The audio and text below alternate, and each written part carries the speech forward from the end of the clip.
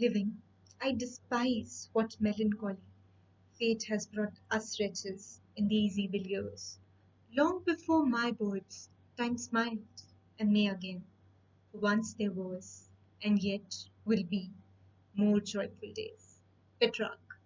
While ancient philosophers wrote about how things should be, with the ethics enshrined in the body of politics, Machiavelli narrated how things have been for most of history, with politics a mere carcass, sans its soul, ethics.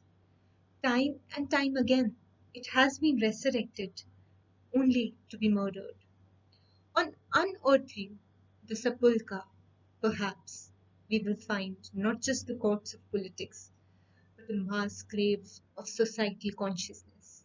Which comes first, moral corruption of masses or corruption in the bureaucracy is like the egg hen paradox, but each stimulates the other.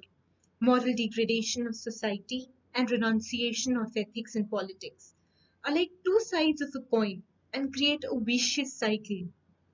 The remains exhumed have been brought to the morgue. The external injuries show signs of use of dogmatism and zealotry. Some cuts are due to despotic communism, others because of radical capitalism. There are other wounds done by bigotry. A majority of these have festered, for in an environment of violent schism, nothing can heal. Outright dismissal of others' opinions and labeling the holders of these other opinions as some vile entity is counterproductive and leads to toxic factionalism. To protect our brittle worldview, which is marred by the belief that our morals are universal, all sins of perceived ally are whitewashed. Meanwhile, every word of the perceived opponent is to be distorted and vilified. As in the words of Nietzsche, the surest way to corrupt a youth is to instruct him to hold in higher regard those who think alike than those who think differently. But ideas do have consequences. And because political stakes are not low to not have ramifications, agreeing to disagree may not always be an option.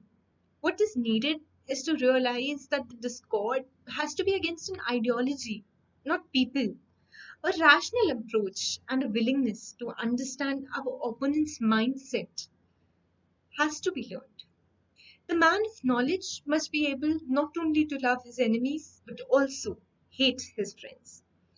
Despite all the damage inflicted by the external wounds, the cause of death, as determined by the autopsy, has been due to autoimmune disorders.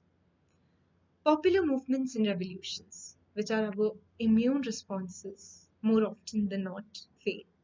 The failure may be due to repression by those who benefit from the exploitative systems or due to the hijack of these movements by men like Orwell's pig, Napoleon.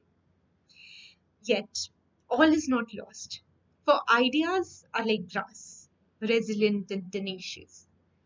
Politics is like a phoenix, regenerative, and as long as we have empathy, we have